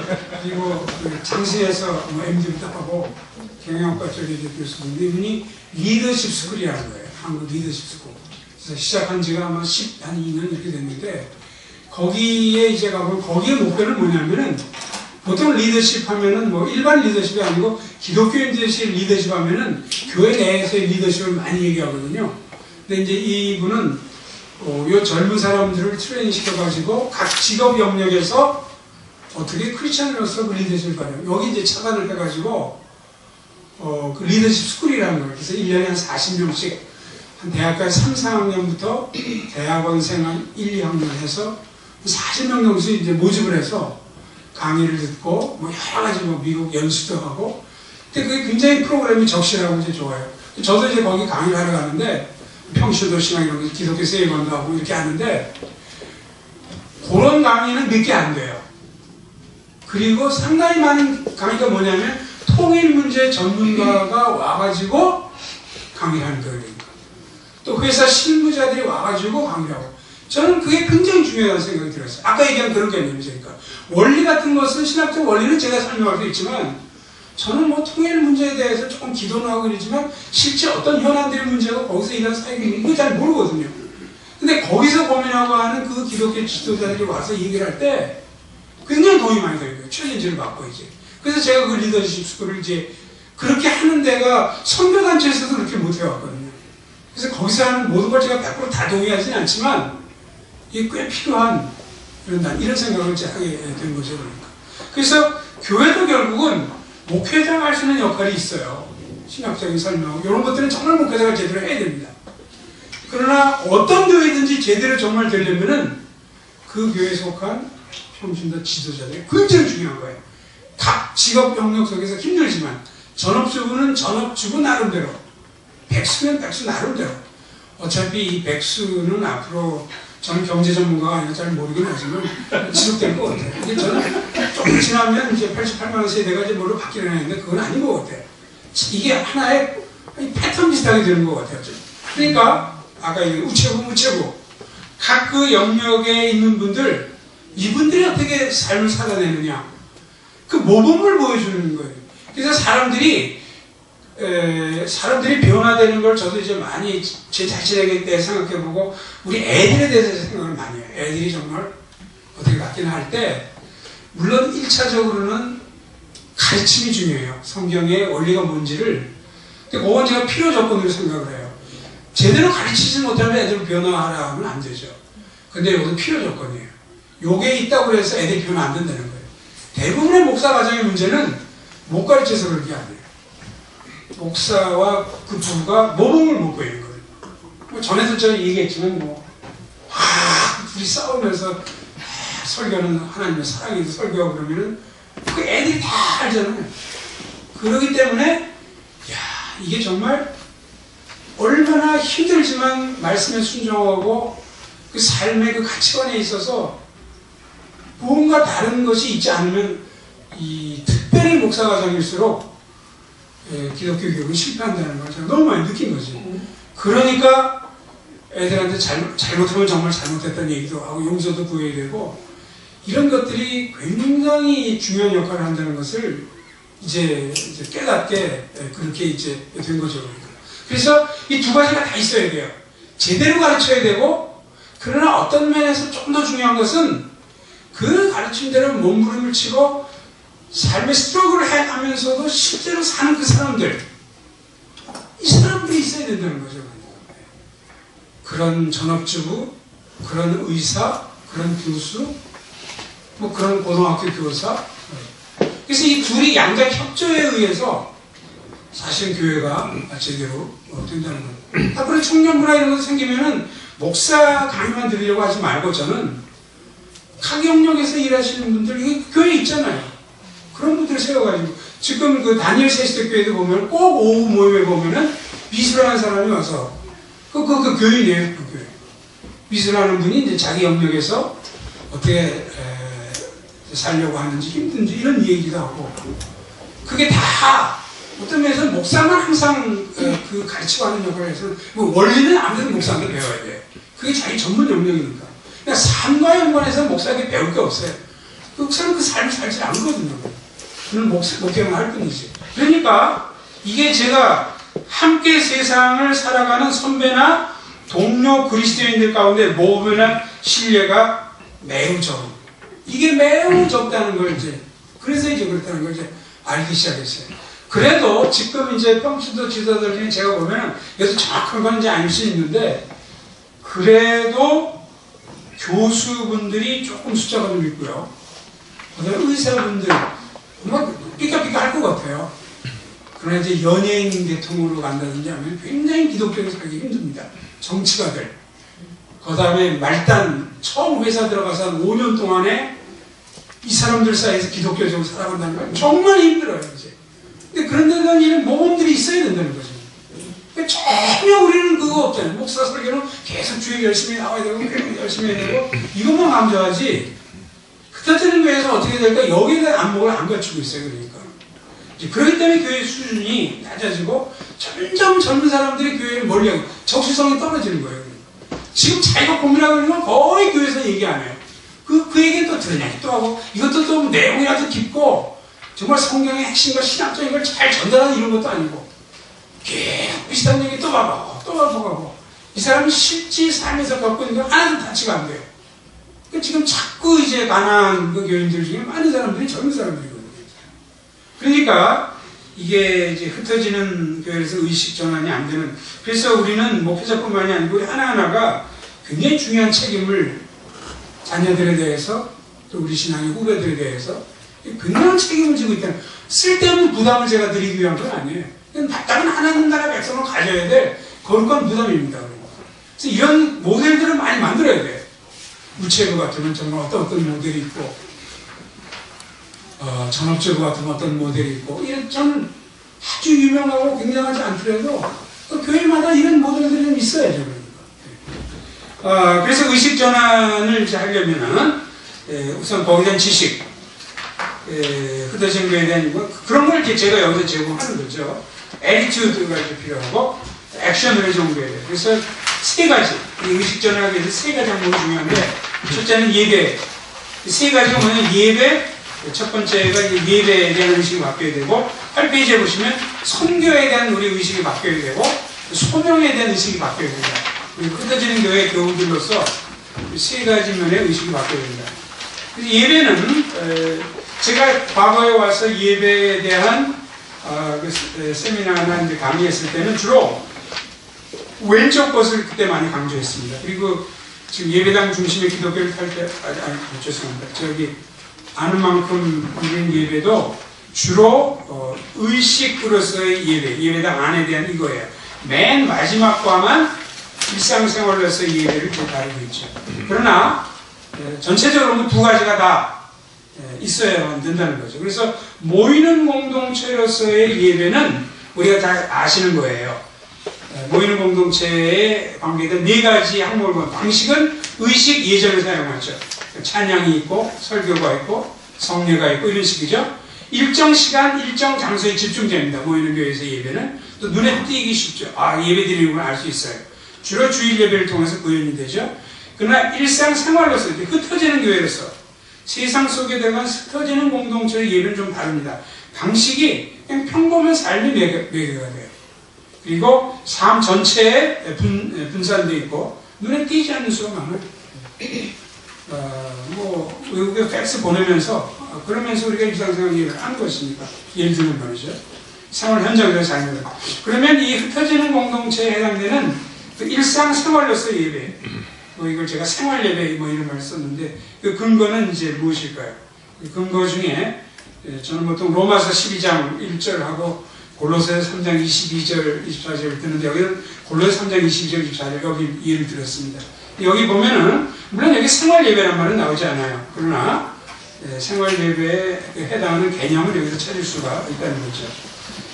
이것은 이제 종들에 대한 그 교훈입니다. 바울 사도가 모든 일에 육신의 당전들에게 순종하되 사람을 기쁘게 하는 자와 같이 눈가림하지 말고 오직 주를 두려워하여 성실한 마음으로 하라. 무슨 일을 하든지 마음을 다하여 죽게 하겠다고 사람에게 하지 말라. 그 당시 노예들은 이제 집에서 가정에서 일했는데 이 초대교회는 크리스천들의 상당히 많은 퍼센티지가 노예들이었어요.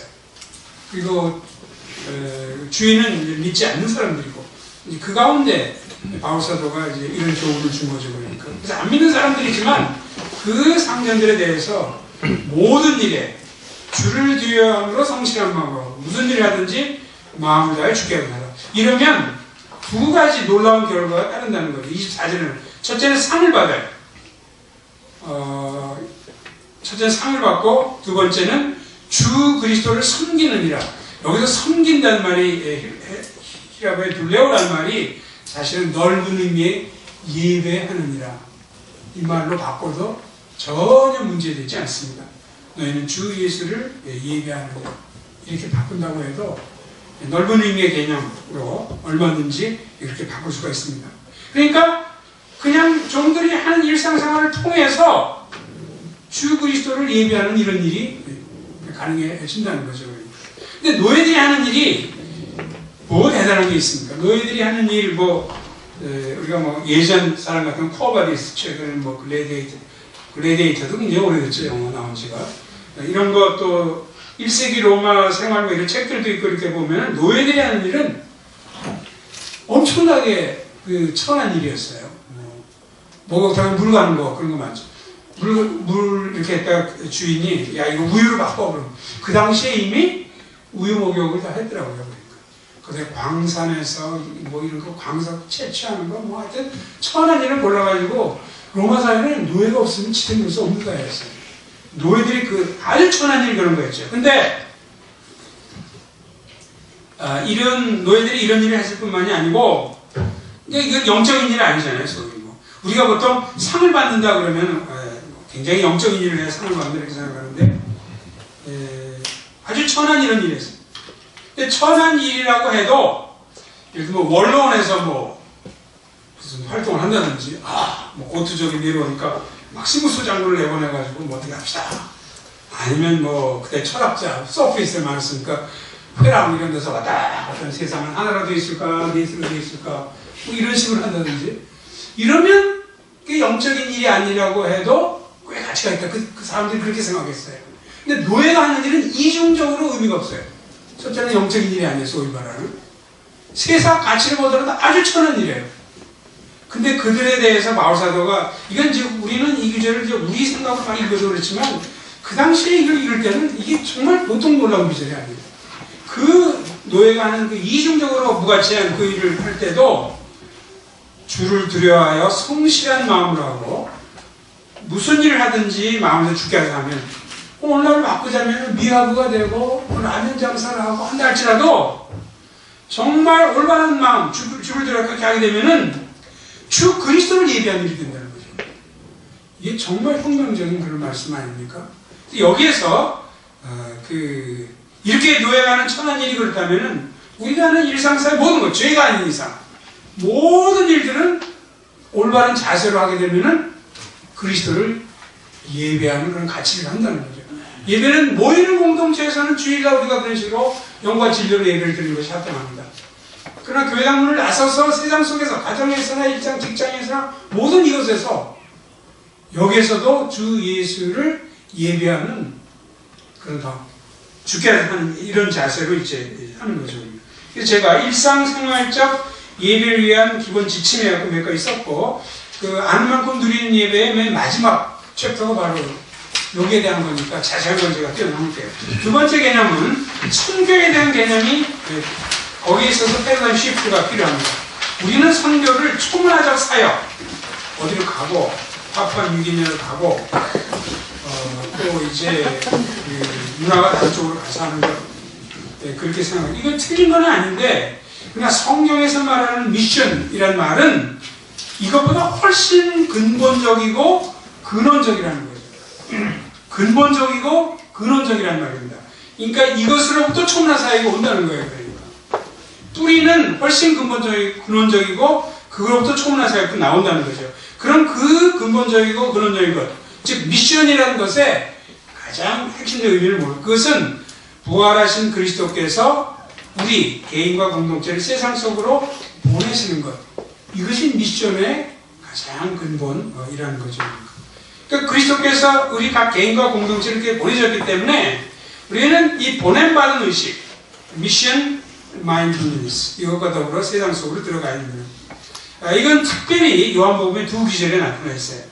아버지께서 나를 세상에 보내신 것 같이 나도 그들을 세상에 보내었고, 여기서 세상에는 토시는 세상, 토시는 우리말로 에지만 into입니다. 이라고 에이스라는 단어인데 into, 속으로 침투에 들어가고 이제 보내심을 받는 그런 거죠. 요한복음 10장 21절에도 부활하시고 나서 너에게 평강이 있을지어다 아버지께서 나를 보내신 것 같이 나도 너희를 보내노라. 그래서 우리는 세상에 우연히 사는 것이 아니라는 거예요. 부활하신 그리스도께서 우리 각 개인과 공동체를 세상 속으로 파송하셔야 돼요. 미션, 이 보냈다. 여기서 보냈다라는 말이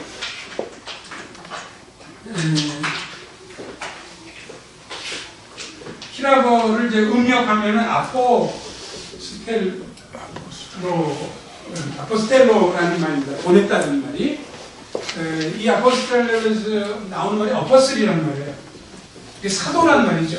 이 사도라는 말이 원래 뜻이 보냄받은 자는 뜻이에요. 주님에게 보냈다는 뜻이에요. 이 아포스텔로라는 히라보가 라틴 사회로 건너가면 그것이 미토라는 말이고, 미토는 라틴 말로 I send, 내가 보냈다. 수동으로 하면 이게 번역받은 뜻이에요. 이 미토에서 미셔너리라는 말이 나옵니다. 그리고 미셔너리가 보통 선교사란 말이잖아요. 그러니까. 그래서 결국은 선교사나 사도는 다 같은 뜻이고 근본적으로 보냄받은 자라는 뜻이에요. 그래서 이 요한복음 17장 18절을 보면요, 아버지께서 나를 세상에 보내신 것 같이 할 때 예수님이 원형적 의미에서 선교사예요. 이 보내심을 받은 자이기 때문에 예수님이 원형적 의미에서 사도예요. 그러니까 이 보내심을 받은 그거와 똑같이 앞에 게 원형이고 뒤가 모형입니다. 나도 그들을, 이건 제자들이지만 이 제자들이 에베소 2장 20절에 의하면 교회의 기초가 됐기 때문에 바로 우리 모두를 다 포함하는 거죠. 그래서 그들을 세상에 세상에 보냈단 말이 바로 인문을 띄고 사명자로 파송했다. 모든 그리스도인은 이 보냄받은 자들이다. 교회가 공동체적으로 보냄받은 공동체예요. 교회를 구성하는 각 그리스도인은 세상 속에 보냄받은 자들이라는 거예요. 이게 이 보냄받은 의식, 이것이 근원이라는 거죠. 이 보냄받은 의식, 이것이 미션의 핵심이라는 거죠. 그리고 이것이 이제 파운데이션이고, 이 파운데이션 위에 3부 구조가 세워져요. 여러 가지 3부 구조. 어떤 사람은 여기서 교사로 살기도 하고, 어떤 사람은 사회봉사가 되고, 어떤 사람은 전업주부가 되고, 어떤 사람은 뭐 한의사가 되고, 뭐 학생이 되고, 여러 가지가 있죠. 그러니까 이게 어떤 사람은 정말 총문화 사역자가 돼요. 근데 우리는 너무 미션을 요거만 연관시키는, 그거는 모든 그리스도인에게 해당된다는 거죠. 모든 그리스도인. 각자 받은 은사나 하나님의 뜻에 따라서 상부구조가 서로 다를 뿐이지, 모든 사람은 한 사람도 빼놓지 않고 보냄받은 의식을 가졌다는 거예요. 보통 우리는 총문화 사역자에 대해서만 보냄받은 의식을 가졌고, 나머지는 기도하고 헌금하고만 하면 된다. 물론 이제 기도하고 헌금을 해야죠. 그래서 가는 선교사와 보내는 선교사 나누고 이제 그렇게 하잖아요. 물론 요즘은 이제 외모지상주의가 돼가지고 가는 선교사, 뚱뚱한 선교사를 나누지만 그러니까 그렇게 두 종류로 나누는 거에도 의의가 없는 건 아니에요. 근데 그렇게 나눌 때 약점이 제가 뭘 발견했냐면, 그러니까 가는 선교사만 이 보냄받은 의식을 있으면 된다. 나머지는 그냥 여기 남아가지고 그냥 기도와 헌금만 하면 된다. 아니에요. 모든 사람들이 보내시고 받은 거라니까요. 그 보냄받아서 하는 일의 형태가 좀 다를 뿐이죠. 그러니까 이것이 거기 해설 보세요. 우리가 세상 속에서 어떤 일을 하든지, 물론 죄되고 이런 거 다 빠지겠지만 어떤 일을 하든지 먼저 세상 속으로 보냄받은 의식을 견지하는 것이 우선이다. 이렇게 보냄받은 의식에 기초해 활동하는 그 활동이 무엇이든 영적이든 세속적이든 뭐 그것이 목회자든 뭐 아니면 세속적 일반적으로 보이는 직업이잖아요. 선교적 과제로 제가 이것이 그렇기 때문에 미션에 대한 이 패러다임 시프트가 필요해요. 모든 사람은 전통적인 의미의 선교사는 아니지만 모든 사람들이 다 선교사예요. 이것이 이 의식을 견지한 사람과 그렇지 않은 사람은 굉장히 차이가 있어요. 심지어는 이게 제 자신에게 적용해봐도 그래요. 제가 신학교에서 이제 가르칠 때 주님이 나를 바로 이곳으로 보내셔가지고 여기 서 있다. 이 의식이 꽉 차 있으면 확실히 순수해져요, 사람.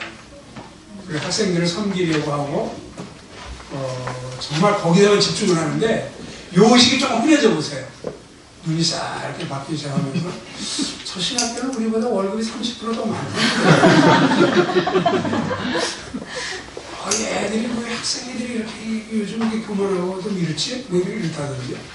근데 금방 흐려져요. 그럼 제가 너무 제 자신에 대해서 그걸 느껴요. 그러니까 이것이 단순히 그냥 그리스도인으로서 이렇게 사는 사람과 이 보내심을 가지고 구호교사로 쓰는 사람, 보내심을 받으면서 거기서 수술하는 사람, 보내심을 받고 정말 미화부가 되든지 컴퓨터 사이트가 되든지 굉장히 차이가 있는 거죠. 그래서 우리가 흩어지는 교회를 정말 강조한다면 하나도 제외되지 않아요. 우리 모두는 다 보내심을 받은 존재입니다. 거기서 하는 일이 다른 것. 셋째, 소명에 대해서 패러다임 시프트가 필요합니다. 이 소명을 이건 이미 마틴 루터가 다 얘기한 거죠. 성직자라 부리는 또 목회자 여기에만 해당되는 것이 아니고 모든 직업. B번 어떤 직업이 거룩한 것은 그 직업이 특정 분야의 것이기 때문에 직업이 거룩한 게 아니에요. 그 직업으로 부르시는 하나님께서 거룩한 분이기 때문에 거룩해지는 거지 특별한 그냥 그 자체로서 거룩한 직업이 있는 게 아니에요. 그건 정말 성경이 맞죠. 구약에는 어떤 직업, 어떤 영역 자체가 거룩했어요. 그래서 성소가 있잖아요. 그러니까 일반 그릇과 성전에서 쓰는 그릇이 구별이 있잖아요. 구약 시대는 그랬어요. 스가랴 14장을 보면 소뚜껑도 모든 소도 일반 소도 다 거룩한 게 된다. 이제는 모든 것이 하나님께서 사용하시는 모든 것이다 거룩하게 되기 때문에 신약과 이제 구약에서 차이가 있게 되죠. 그래서 우리는 모든 사람이 전부 소명을 받는 거예요. 이게 말씀을 더 한 거예요. 역시 그 중세 당시에는 성직자들은 소명이 있고 나머지 소명이 없는 걸 생각했어요. 그래서 제가 뭐라고 했죠? 농부는 농부의 소명을 받은 것이다. 어머니는 어머니로서의 소명. 이게 벌써 뭐 500년, 정교계 500주년 그 전에 그때 강조된 건데 한국교회는 아직도 아주 이게 명료하지 않아요. 저보다는 많이 얘기하는 사람들이 많지만 여기에 대한 성경적 근거는 고린도전서 7장 17절입니다. 이 고린도전서 7장 17절 자체가 그게 우리말 번역이 아주 명료하지 않아서 할 수 없이 제가 그 NIV 그 영어 번역은 아무래도 이제 히라보와 영어는 어순이나 구문이 좀 비슷해요. 그래서 좀 더 명료히 전달이 될 수 있기 때문에 제가 NIV를 밑에다가 이제 우리말로는 오직 주께서 각 사람에게 나누신 대로 하나님이 각 사람을 부르신 대로 그대로 행하라 이렇게 되어 있는데 그 NIV 성경 번역한 게 기초하면 이렇게 되어 있습니다. 주께서 각 사람에게 배당하신 곧 하나님께서 부르셔 지향하게 된 삶의 위치를 그대로 견지하여야 하리라.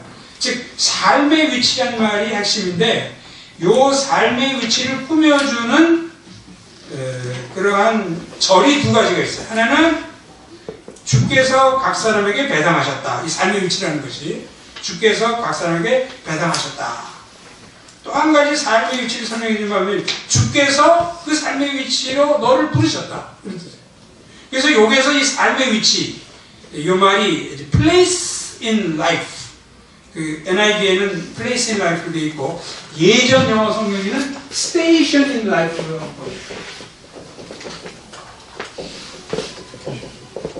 삶에 있어서 우리의 위치 이렇게 되겠죠. 이게 뭐냐?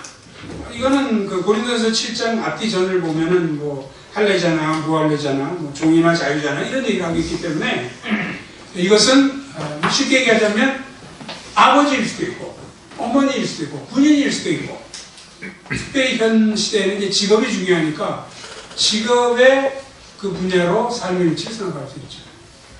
컴퓨터 사이언티스트로서, 농부로서, 무슨 정보 분석가로서 뭐 이런 식으로 이것이 전부 하나님께서 부르신 것이다. 그쪽으로 부르신 것이다. 이렇게 얘기되는 거죠. Each one should retain the place in life. 그래서 각 사람을 견제해야 되는데 이 place in life가 뭐냐? 아까 얘기한 것처럼 that the Lord assigned him. 주께서 그에게 이렇게 assign한 거예요. 그 place in life는. 그다음에 또 한 가지는 to which God has called him. 바로 하나님께서 그를 글로 부르신 거예요. 그래서 바울은 이 하나님의 부르심, 이 소명을 삶의 위치와 연관시킵니다. 이 삶의 위치는 일상생활에서 신분, 위치, 지위, 즉 우리의 직업, 신분, 사회적 위치, 크고 작은 직분은 하나님의 소명, 하나님이 그리로 우리를 부르신 것이다. 근데 이 세 가지를 이제 같이 생각해야죠. 우리 흩어지는 교회의 이론으로서 생각하면 나는 내가 어떤 부르심을 이제 받아서 어떤 사명을 가지고 있는 것이고 그걸 통해서 그리스도를 지금도 예배하고 있는 것이다. 이 세 가지의 패러다임 시프트가 생기고 이 의식이 제대로 갖춰질 때 우리는 참으로 흩어지는 교회에서 생깁니다. 이것을 이제 캐톨릭이라든가 1950년대에 깨달은 거죠. 이건 목회자가 할 수 없다는 거예요. 목회자님은 모인 사람들에 대해서 하기 때문에 삶의 모든 영역으로 가서 세상의 소금 같은 역할을 할 수 없어요. 요거는 바로 흩어지는 요 분들만이 할 수 있어요. 그러면서 이제 평신도 신학에 대한 중요성이 나타나게 됐고 굉장히 많이 강조가 된 거죠. 거기에 비해서 우리나라에는 아직도 이런 것들이 그냥 이게 굉장히 그 기본적인 개념이고 그런데 많이 이제 강조가 안 돼 있는데 주님의 십자가 교회도 그렇고 이제 흩어지는 교회를 많이 강조하고 하니까 또 그걸 떠나서라도 성경적 개념 자체가 우리가 하나님의 백성, 즉 라오스 성경적 의미에서 평신도서 제대로 하려면 우리 신분이 뭔지를 알아야 되고 우리가 목회자로 감당할 수 없는 우리가 할 수 있는 일이 뭔지 being과 doing을 올바로 이제 알 때 진정한 하나님의 백성으로서 교회를 하나님 나라의 가치관에 맞게 점점 올바로 성장시킬 수 있기 때문에 기도하고 마치고 시간이 좀 중요한 쉬고 해서 좀 기도하고 마치겠습니다. 주님께서 의도하신 이 하나님의 백성에 대해서 성경적 개념과 역사적인 발전과 오늘날 한국의 현실을 생각해 봤습니다. 바로께는 좀 더 주님의 마음과 주님의 뜻을 잘 분별할 수 있도록 도우시고 특별히 우리가 모이는 공동체에서도 참으로 하나님이 원하시는 하나님의 백성 역할을 감당할 뿐만이 아니고 흩어진 세상적인 흩어진 공동체에서도 참으로 하나님이 원하시는 예배와 하나님이 원하시는 그런 미션과 하나님이 원하시는 그 소명이 무엇인지 알아서 바로 그것에서 주님을 왕으로 드러내며 하나님 나라의 아름다운 가치관을 현시할 수 있도록 각자를 기억해 주시옵소서. 우리 주 예수 그리스도의 이름으로 간절히 기도합니다.